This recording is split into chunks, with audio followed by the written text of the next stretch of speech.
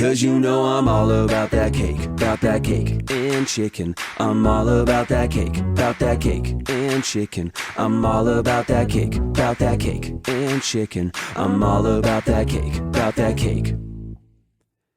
Yeah, it's pretty clear, I ain't no size 2, but I can wrestle, and I can throw you, 'cause I got that boom boom that all the fighters chase. All the right punches in all the right places. I'm an Olympian, trying to make the top. We know that Jones ain't real, come on son, make it stop. If you're a foodie, just raise him up, 'cause every inch of me is perfect from the bottom to the top. Yeah, my mama, she told me don't worry about your size. So she kept feeding me Popeye's chicken, those legs and thighs. You know I won't be no stick figure lightweight, you know that's wrong. So just slide me that funfetti icing and move along. Because you know I'm all about that cake and chicken. I'm all... Oh, Sunday Cormier! What is going on? You got to be kidding me. Look, it's quite obvious. John Jones put so much damage on Daniel Cormier that we didn't even know that happened. This is ridiculous. This is crazy. You've got to be kidding me. This is, oh my God. UFC, look, first off, I want to say this right now. Welcome back to the sports show. We got a lot of silly things to show you today. I'm just saying it now. And we're going to start off with the UFC as you can see what's going on. So let's get started. I want to talk about what's going on with Anderson Silva and Nick Diaz. For those who don't know, Anderson Silva and Nick Diaz, both of them have failed their drug test. Apparently, after their fight, they found out. Now, a lot of people are questioning whether they knew beforehand. This is UFC because we saw it with John Jones and Cormier when he found out he was hitting coke and everything. Now we're finding out that Anderson Silva was tested positive for steroids and Nick Diaz tested positive for marijuana. Yeah. So we've talked about this for years about how athletes, when they're injured, especially as bad as Anderson Silva, right? And they go and do steroids to get back quicker. It's an assist. We've seen this time and time again. It's not illegal. However, when you're getting back into fighting shape and form and you're getting ready to fight, then you have to stop doing it. You have to. But we've seen this time and time again. So all the athletes that you see, and I'll pull like this, I'll make an example of this, all right? Baron Davis. Notice when Baron Davis had a bad knee injury, he came back. And we're talking about before he was with the Knicks. When he came back a couple inches taller and he was stronger. Meaning he was on the stuff. No one just grows inches while they're injured. No one. Like I said, it comes to the point where you're taking that stuff and they're injecting you with it and you're okay with it. That's what it is. So, like I said, when you see athletes get injured and speedy recoveries and all that stuff, it's because they're on the junk.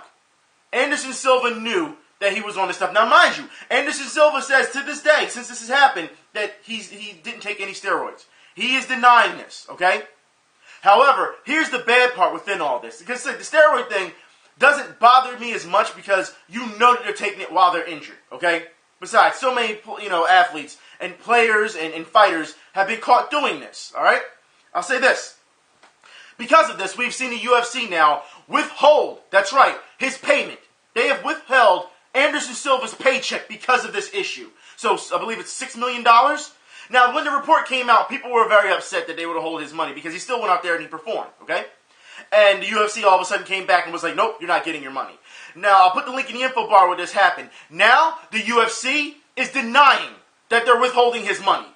So we don't know what's going to happen in this issue. However, these are the things that are happening so far with the UFC. Between that and Daniel Cormier this week, I don't know what the hell is going on, okay? Also in boxing, for those who don't know, in the Twitter sphere, Bernard Hopkins has challenged Carl Froch, or should I say Froch, to a fight. Because, anyone who knows Carl Froch, and very good boxer, all right? Very good boxer. But he's having his last hurrah. He's getting ready to retire. He's going to have a retirement fight one more time. He wants to have it in Nottingham.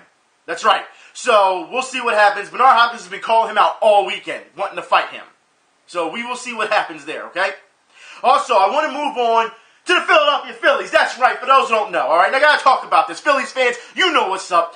Kyle Kendrick has now left Philadelphia. That's right. He has signed with the Colorado Rockies, meaning he's the Colorado Rockies problem now, all right? However, when we found out this news, this is how Philly fans reacted when Kyle Kendrick finally left.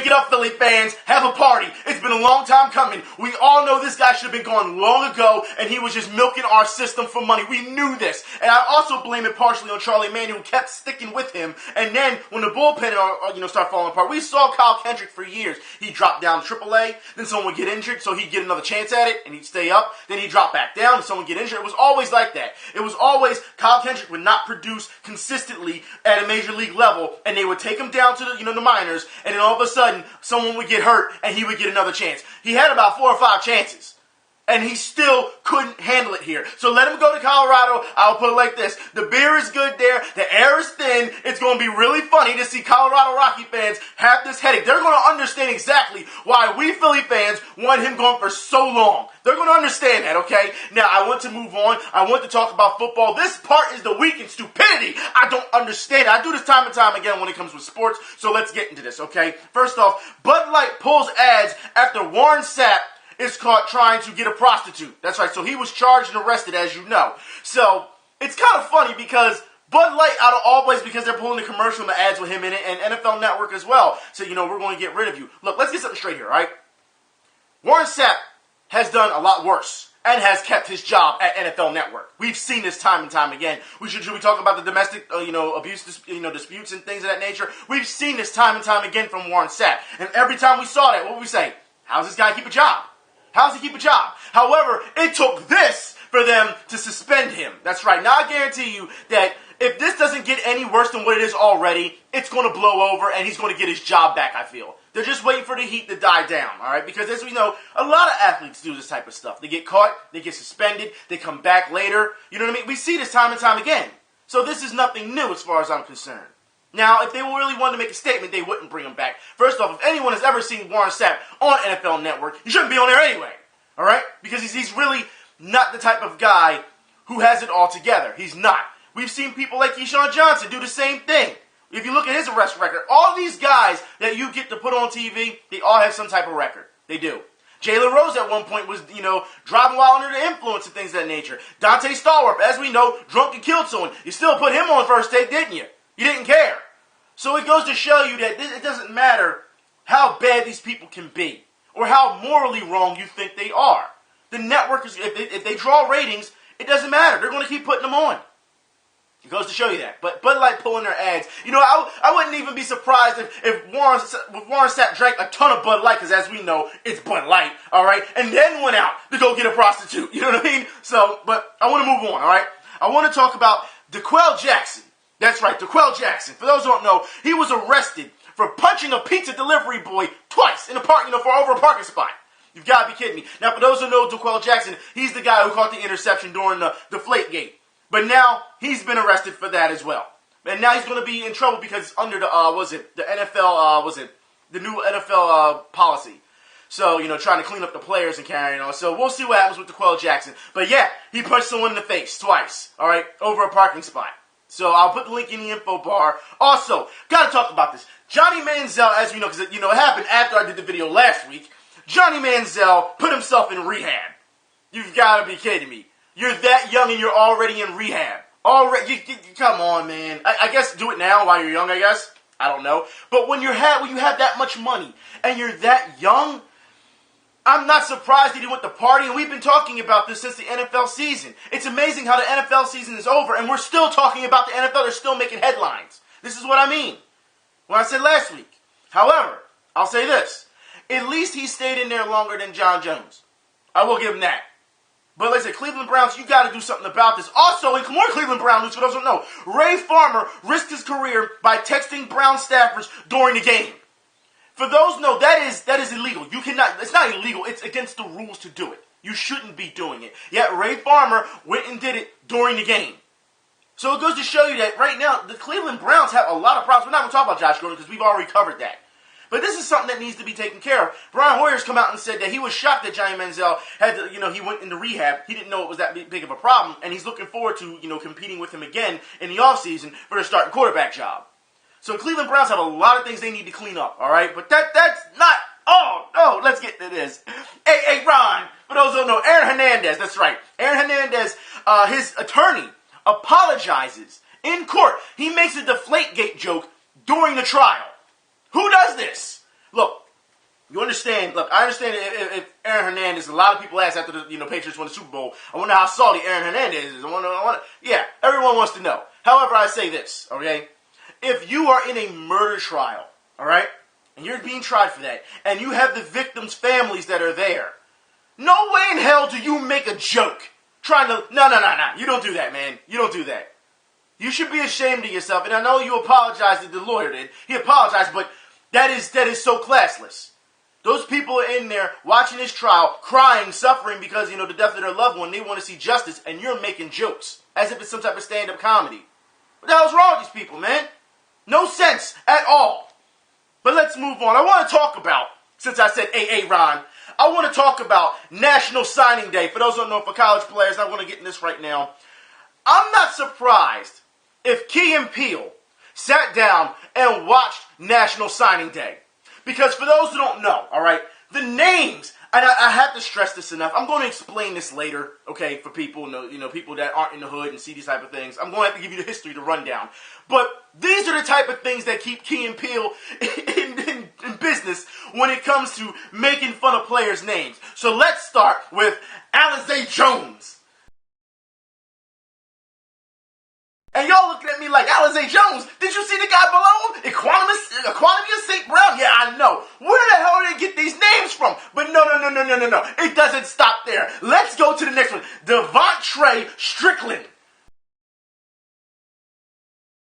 I know y'all saying, what? Jermichael Hasty? Look, let's get also something straight here. I want to know if this is short for something. Because this dude's name is Bar Milo.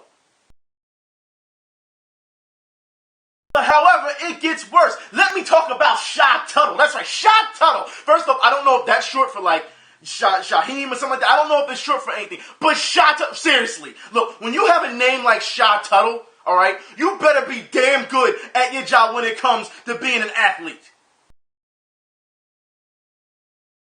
But it gets better and better. For those who don't know, Daylon Mack. Let me show you what Daylon Mack looks like, son.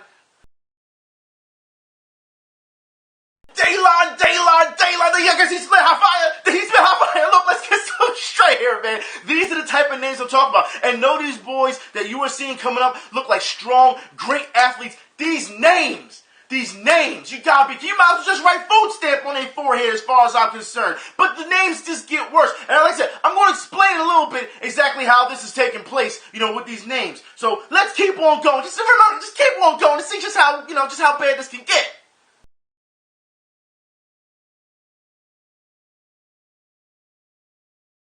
Mook Reynolds, you got to be kidding me. Look, is that short for Mookie? Because this isn't do the right thing as far as I'm concerned. Look, we discussed this before when we saw this name, or was it over the weekend? I put it like this. If he is going to play, his nickname better be Murder Mook on the field. You can't tell me anything differently at this point. It's crazy to see this. And we also see other people who have regular names, but of course their parents want to be standouts and just mix up a bunch of letters and try to make it, unique. Also, in more weird name news, I want to say this right now, okay? LPGA player Brooke Pancake signs a deal with anyone? Just take a guess. Ready? She signs a deal with Wafflehouse. This is the type of week it's been right now. Look, let's get so straight. In New York, I'll put the link in the info bar. They talk about how, people who love waffles, this will be the first time they ever cheer for a pancake. You gotta be kidding me. Look, let's get on this whole name thing, okay? And I want to explain something for those who don't know, all right? Because you have to understand, in the late 90s, early 2000s, we saw a lot of people in the hood when they had babies. They started naming their kids things that were popular.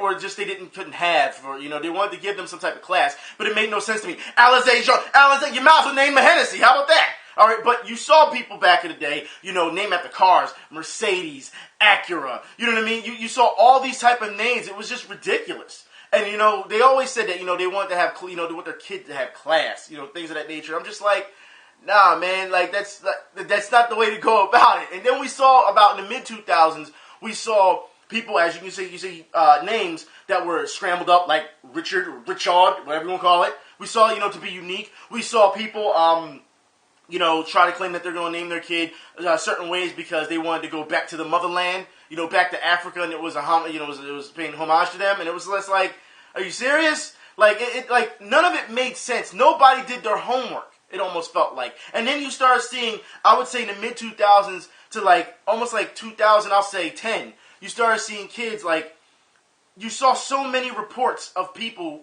who just didn't know how to spell, you know, kids, the basic of names. So they just wrote whatever. You know what I mean? And like nurses would be like, are you sure you want to, this is how you want it spelled? And then people would get offended and be like, yes, that's how I want it spelled. I know what I'm doing. Don't tell me how to. And that's how, you know what I mean? That's how it's been. I'm shocked that these days we don't see less of it.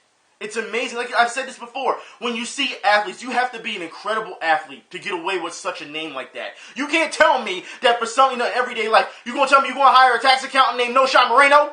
Come on, stop that. America, the world in general, looks at these type of names and they stereotype you. You know that. Now, I understand a lot of people are going to say, well, we shouldn't have to conform to their needs. I understand that. But you also have to give your children a fighting chance.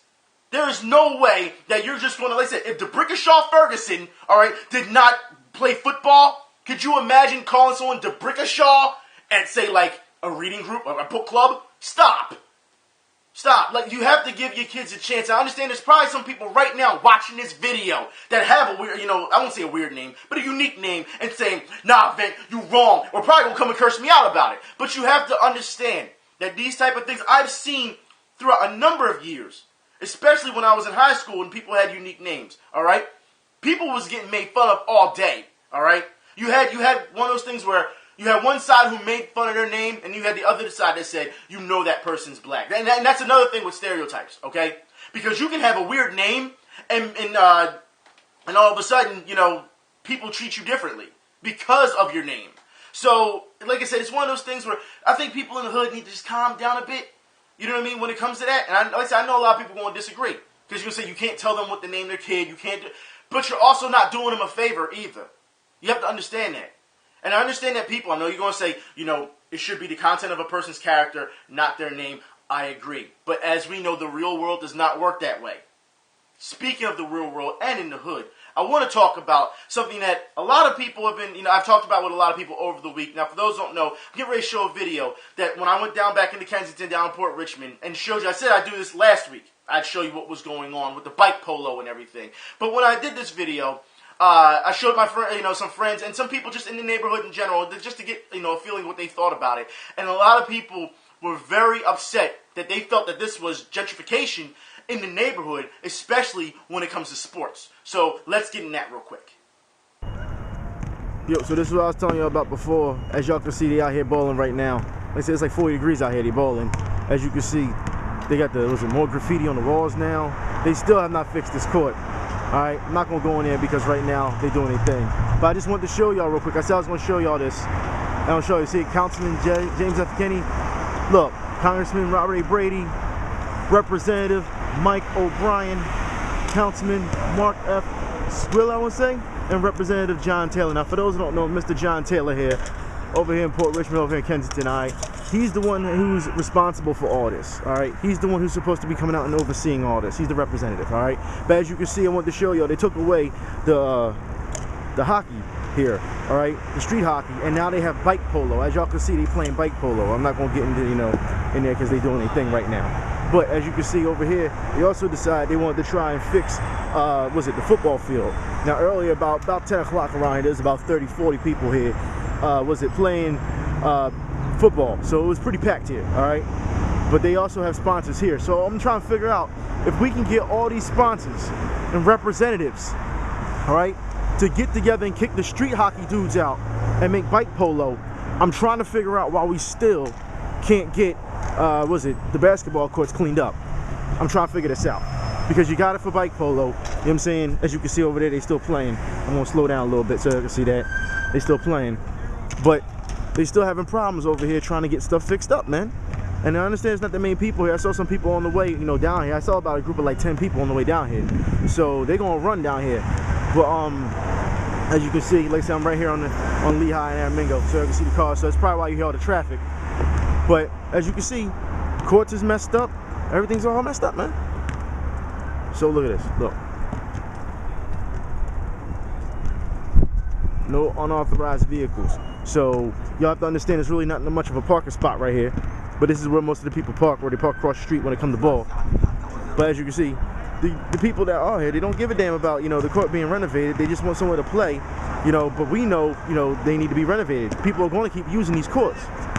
But it's just absolutely ridiculous. I don't know if y'all can see it from there. The little kids over there, I don't want to bother them like that, you know what I'm saying?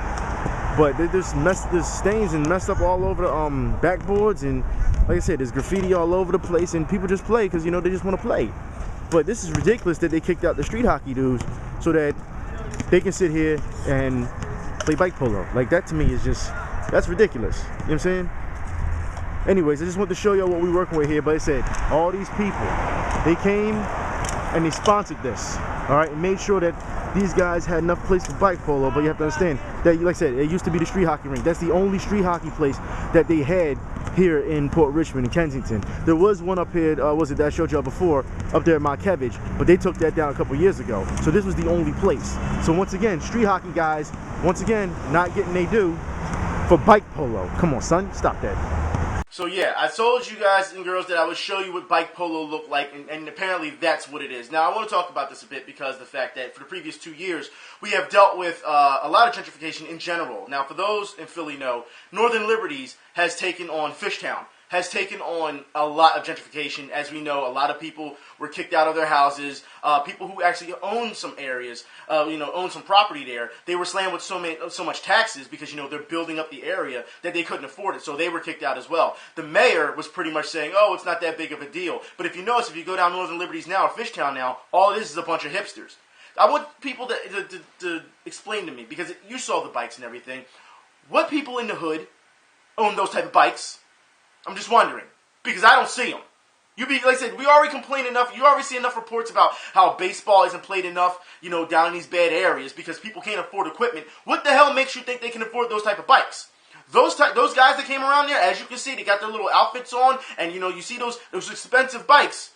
You have to be kidding me that you think that someone, people in that area are doing that. No, these are people coming from Northern Liberties, and you have to understand, between Fishtown, if you take Aramingo down to, down to Girard, if you take it straight down Girard, if you take that Girard exit straight down, it takes you right into Northern Liberties. It's a 10-minute, if you're on a bike, 10-minute bike ride, if that.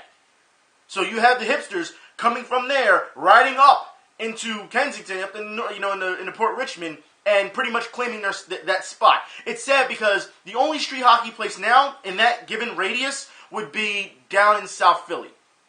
And that's not just street hockey, that's also ice hockey down there on Delaware Avenue. So you have to understand, there's not that many places for street hockey people. So for Ed Snyder, who was opening up a lot of ice hockey rinks, they don't even have street hockey anymore. And these guys, like I said, street hockey guys, they used to play there all the time. Now they're not allowed to. It goes to show you because they have specific sponsorship for those people. We've talked about this before with the Philadelphia indoor bike track. As you can see, this is something they're trying to build and trying to move on. Now, I understand if people want to say, well, they're trying to open up a new brand of sport. Maybe it's good for the community. But you know what? Also, it shuts out a lot of those people because they can't afford to play that sport. That's the problem we're having right now. So you got a bunch of hipsters now trying to invade. And like I said, it gets to a point now where people are going to start leaving. And they are building up the area nicer so that people will migrate over there, and the people who already live there will leave. And 9 times out of 10, if you haven't seen already in Philadelphia, most people that have left Northern Liberties, they moved into Kensington, Port Richmond, North Philly, or they moved to the Northeast. And they're not wanting Northeast because we know how the cops are there. So it goes to show you that this is a problem. And like I said, when people are starting to scream gentrification, we just saw it not too long ago. For those who don't know, a lot of it was done. A lot of demonstrations were done at Temple over it as well. So you have to understand that this is something that's it's not getting better. I just still don't understand how you can let one part of a playground, of a park, the basketball, which is the most popular park, all right, go down and get destroyed like that. However, you have isolated people, in this rink, and you're going to cater them instead of catering to the masses. Now, I know a lot of people are going to say, well, it's the masses that keep messing up things. Now, I said this to you before. It's certain people who do this. Still don't understand who's still talking to people and who's doing this, because the more that you do these type of things, the worse it gets. That's what I'm saying. It's like if they try to clean up, it's going to get worse. So what do? You fight fire with fire. You go hire some graffiti artists to put up something really nice that will make the other people who want to tag up respect it and not do that. You have to work within your confines. It's the only way it's going to work. If they're so blatant, if they're so determined to keep it that way. Work within it, and you fight it, and you work it. If you don't believe me, look at New York. New York does it all the time, and it works well for them. So it goes to show you that these type of things is what we're having a problem with when it comes to Philadelphia. And still, I'm wondering where the media is. Because we still don't see the media out here when it comes to these type of things. If you notice that, everyone loves, like I said before last week, everyone loves to talk about how we're a big sports town and how they support it, but they don't sponsor these things. And John Taylor should be ashamed of himself because he's been around long enough in that neighborhood to know what works and what doesn't. And yet you went and pulled that. And yet us basketball players still bring nets, try to clean up stuff just for it to get knocked down. You need to help us on this. And it seems like you are never around. Even when people go to your offices, you are never around. Make an appointment. They make an appointment, it gets canceled or it gets pushed back. And you never show up unless it's a big thing like that. And it's a problem. And I want to talk about the Philly media some more, because for those who don't know, the Philly media, as of late, is trying to tell, I'll put the link in the info bar, trying to say that the Sixers are not a tough team anymore. Not a tough team, are not an easy team to beat anymore. That's what the NBA is saying now. They're not an easy team to beat. You're lying. They still average a loss by 20 points. That's a blowout. And for anyone who says differently, you should be ashamed of yourself. But I want to show you how the media is trying to put a positive spin on the Sixers. Why? Because you catch them in their lies all the time. Let's get started. Back to the Sixers, who got a big boost off the bench in the form of Hollis Thompson. In 31 minutes, the second-year man out of Georgetown dropped a career-high 23 on 8 of 12 shooting, including 4 of 6 from outside. Working his way back. And I give Brett Brown and Hollis a lot of credit because Brett stayed with him, and he kept working on his confidence. And in this game, you couldn't get more confidence than what Hollis Thompson showed. Flash Thompson. So now we're going to celebrate Flash Thompson, who's been, on this team for 2 years now? We're going to celebrate him, knowing he's flopping, and he does all these type of things I've shown you in the past. This guy Jedi flops, there's no one around him for like 3 feet, and he falls on the ground, and we've seen that, okay? This guy scored 23 points last week. That's right, in one game. And we are to celebrate that. Does the media not understand that there are guys who do this nightly, consistently in the NBA? I understand that we're Philadelphia and we haven't had a consistent scorer since Allen Iverson. I get that. But you got to be kidding me that we're going to celebrate a guy who scored 23 points for one game in 2 seasons. That's crazy. And for Jim Lynam to come out and say, oh, well, you know what? Brett Brown never gave up on Flash Thompson. And look, you want to sit here and blow that smoke up people's faces? That's fine. But I'm here to show you the truth. Because after Jim Lynam says that Brett Brown never gave up on him, he was working on his confidence, because apparently it's a confidence issue. I don't understand how it's a confidence issue. You are an NBA player. You get paid to play. You are at the elite top right now when it comes to playing basketball and competition. And you have a confidence problem? What the hell's wrong with you? But that's what they want to, fall back on. He used to have confidence problems, and obviously he wasn't ready for the NBA if that was the case. But you've got to be kidding me that you're going to sit here and say that Brett Brown never gave up on him, because right afterwards, Brett Brown says, I forgot all about Flash Thompson. He was out for so long, and really out of my mind even for a while when he came back. It took him a while with these young athletes flying around, and I think, now clearly he's got his feet settled. And, he's playing with confidence. So like Brett Brown said, he was out of his mind. Flash Thompson wasn't even a thought at the time because he was out for so long with a respiratory infection. So I'm not trying to hear that he gave up on him. He forgot about him. That's what happened. And now he's trying to say that, now he's got his feet settled and then he's got his confidence back. And yet since then, Flash Thompson has not scored 23 points. Consistency. But yet you want to still blow this up, you want to blow this smoke up everyone's ass. You've got to be kidding me. You know what? Speaking of blowing smoke, that's right. And just how phony this thing can be. The Griffin Force flop of the week goes to college basketball once again. You boys are putting on a clinic for the previous 2 months. St. John's, for those who don't know, watch this flop as this guy is barely touched and he's just going to throw himself on the ground. Weidman will try again, gets it closer. You gotta be kidding me. Come on, kid. I mean, I even touch you and you fall on the ground. Look, these are the type of things that people they need to be fined. We see this time and time again. Fine, tech. You're teaching these kids the wrong way. And you know what? LeBron had said that not too long ago about AAU ball, how these kids are being taught the wrong way. And then they get into college and they're being taught the wrong way. At this point, I don't know whether you should just blame the players or the coaches. at this point, it's a joint thing as far as I'm concerned, because as a player, you should be like, no, I'm not doing that. I should know better not to do that. You know what I mean? And these guys will keep making themselves look like fools time and time again. You're not going to see that on their highlight reel, though when they ship it over, they want to get drafted. You're not going to see that, though. No, ESPN is going to show that during the draft either, right? Nah, we're not going to see that. We're not going to see the number of flops, and I would love to see that. I would love to see the number of flops of each player that is in the draft. High-profile player that you keep showing, because every time they do those drafts, you got to show, the footwork, the speed, look, the turnaround. They show you all this video, yet they don't show you the flaws. You don't get that until the NBA, until you actually get the player on the court that's making millions and millions of dollars. And for those who don't know, I'm talking about DeMarcus Cousins. That's right, for those who don't know, apparently defense is not his forte. And for those who did not see this is absolutely ridiculous. I don't know how you can let this guy do this. No defense, does not care, runs away, runs just off to the other side of the court when they score. I just want you to pay attention to DeMarcus Cousins and watch how this play develops, okay? It's a lob on the inbounds, and apparently the Kings forgot most bench players. It's a lob on the inbounds, and apparently the Kings forgot most bench players. Really? So you just going to sit there at the top left of those? You just going to sit there, all right? You're not paying attention. You're hunched over. You got your hands on your knees. The guy you're supposed to be defending just walks through the lane and just dunks the ball. You've got to be kidding me. Look, if you even did that in street ball, they would sub you out. Let alone in the NBA, you seem like you just don't care. Look, DeMarcus Cousins, for those who think I'm just going to jump on him, understand when people say that there's no defense being played in the NBA, there you go. Right there.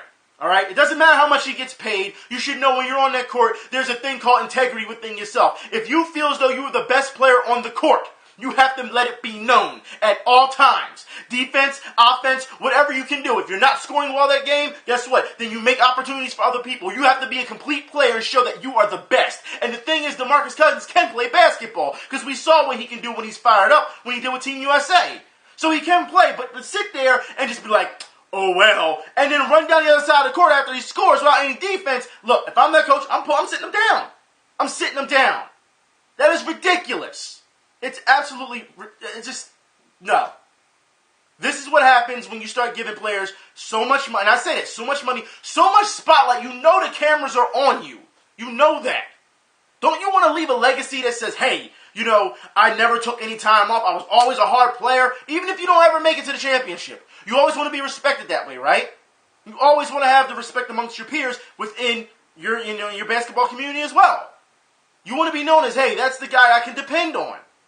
And then when you do something like that, nah, man, look, it's absolutely foolish. And speaking of foolishness, Chris Paul. Got to talk about this. Now, Chris Paul, after what happened with the I'm sure everyone knows the LA Clippers and the Cleveland Cavaliers, we saw about, 3 minutes left? Was it 3 minutes? They got like 4 or 5 texts or something like that in a 3-minute span.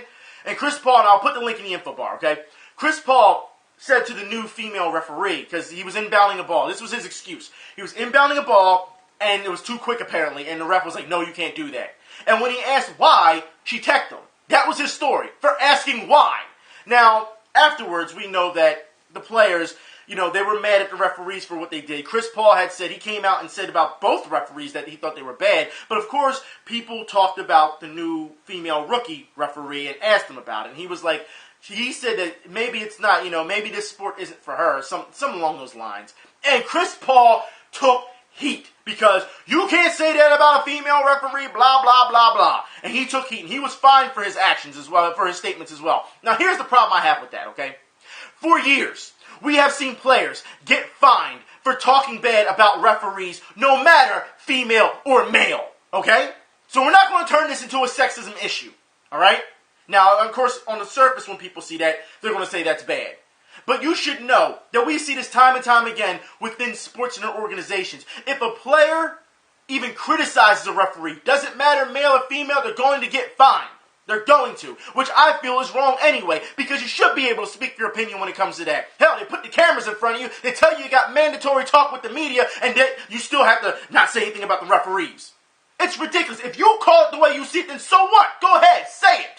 I don't have a problem with that. Because we see a lot of referees as fans. Do we not see a lot of referees every time? Ref, you suck. Ref, you should have your whistle taken. I've shown you this time and time again in videos where the crowd was like, take his whistle, chanting, take his whistle. You didn't see that? Anyone get fined for that?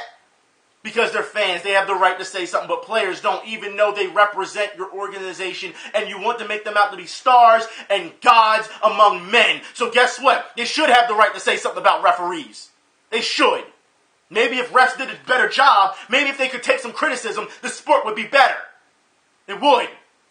Maybe if they can eye up guys flopping and stop giving, texts to other people or fouls to other people when clearly they're the ones flopping, and you tech them, then maybe you got something going on there, refs. But don't sit here and tell me that it's okay to tech him for asking why.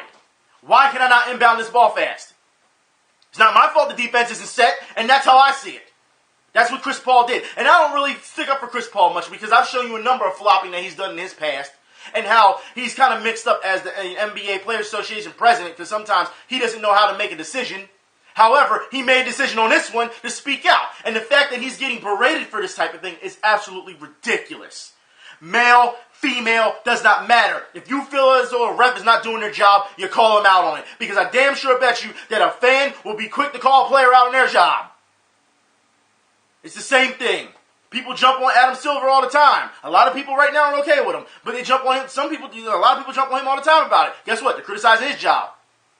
Everybody gets criticized once in a while. Guess what? That means that, oh well. So what? Doesn't mean you go around fighting people. Whatever. It's stupid.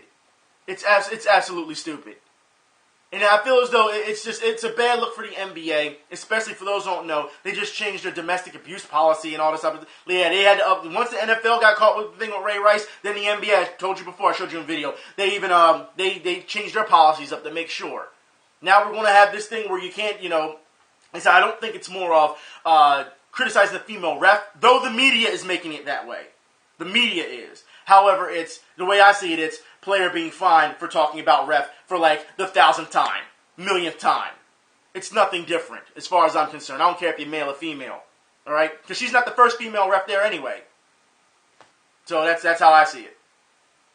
But it's just absolutely ridiculous that this is what we see within the NBA. It just is. And they should be ashamed of themselves. Anyways, I'm done for today. Like I said, I would like to talk more about the gentrification thing. By all means, leave a comment. I'm sure there's going to be a lot of people mad at me after the whole name thing. But understand it's just jokes. Have fun with it, people. That's what you're supposed to do. But it seems like people don't know how to do it these days. Anyways, I will talk to you later. Y'all be safe. Crazy week in sports. I'm out.